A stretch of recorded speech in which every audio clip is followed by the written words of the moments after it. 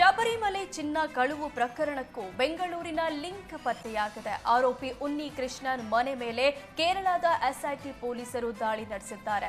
ಆರೋಪಿ ಉನ್ನಿ ಕೃಷ್ಣನ್ ಶಬರಿಮಲೆ ದೇಗುಲ ಅರ್ಚಕರಾಗಿದ್ದ. ದೇಗುಲದ ದ್ವಾರಪಾಲಕ ವಿಗ್ರಹದಿಂದ ಚಿನ್ನ ಕದ್ದ ಆರೋಪ ಬಂದಿತ್ತು. ಹೀಗಾಗಿ ಉನ್ನಿ ಕೃಷ್ಣನನ್ನ ಪೊಲೀಸರು ಬಂಧಿಸಿದ್ರು. ತನಿಖೆಯ ಭಾಗವಾಗಿ ಪೊಲೀಸರು ಶ್ರೀರಾಮಪುರದಲ್ಲಿ ಉನ್ನಿ ಕೃಷ್ಣನ್ ವಾಸವಿರುವ ಫ್ಲಾಟ್ನಲ್ಲಿ ಶೋಧ ನಡೆಸಿದ್ದಾರೆ. ಶಬರಿಮಲೆ ಚಿನ್ನ ಕಳುವು ಕೇಸ್ನಲ್ಲಿ ಬಳ್ಳಾರಿಯಲ್ಲೂ ಕೇರಳ ಪೊಲೀಸರು ಶೋಧ ನಡೆಸಿದ್ದಾರೆ.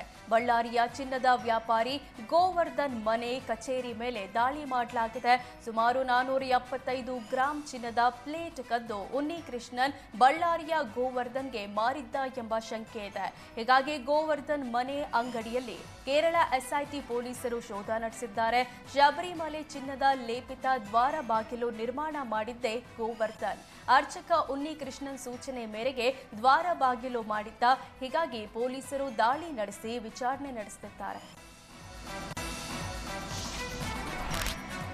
ಸ್ನೇಹಿತೆಯ ಖಾಸಗಿ ವಿಡಿಯೋ ಇಟ್ಕೊಂಡು ಬ್ಲಾಕ್ ಮೇಲ್ ಮಾಡಿದ ಆರೋಪದಡಿ ಕಿರುತೆರೆ ನಟಿ ಆಶಾ ಜೋಯಿಸ್ ವಿರುದ್ಧ ಕೇಸ್ ದಾಖಲಾಗಿದೆ.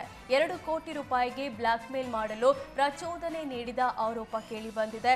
ಪಾರ್ವತಿ ಎಂಬವರ ದೂರಿನನ್ವಯ ಎಫ್ಐಆರ್ ದಾಖಲಾಗಿದೆ. ಆಶಾ ಅವರು ಸೀರಿಯಲ್ ನಟಿ ಅಂತ ಪಾರ್ವತಿ ಬಳಿ ಪರಿಚಯ ಮಾಡಿಕೊಂಡಿದ್ರು. ಪಾರ್ವತಿ ತಾವು ಕೆಲಸ ಮಾಡ್ತಿದ್ದ ಕಂಪನಿ ಮಾಲೀಕರ ಜೊತೆಗೆ ಮದುವೆ ಆಗಿದ್ರು. ಪತಿಗೆ ಬ್ಲಾಕ್ ಮೇಲ್ ಮಾಡಲು ಪಾರ್ವತಿಗೆ ಆಶಾ ಬಲವಂತ ಮಾಡಿದ್ರಂತೆ. ಜೊತೆಗೆ 2 ಕೋಟಿ ಹಣಕ್ಕೆ ಬ್ಲಾಕ್ ಮೇಲ್ ಮಾಡುವಂತೆ ಒತ್ತಡ ಹೇರಿದ್ರು. ಇದಕ್ಕೆ ಪಾರ್ವತಿ ಒಪ್ಪದಿದ್ದಕ್ಕೆ ಖಾಸಗಿ ವಿಡಿಯೋ, ವಾಯ್ಸ್ ರೆಕಾರ್ಡ್ ಹಾಗೂ ಖಾಸಗಿ ಫೋಟೋಗಳನ್ನು ಹರಿಬಿಡೋದಾಗಿ ಬೆದರಿಕೆ ಹಾಕಿದ್ದಾರೆ.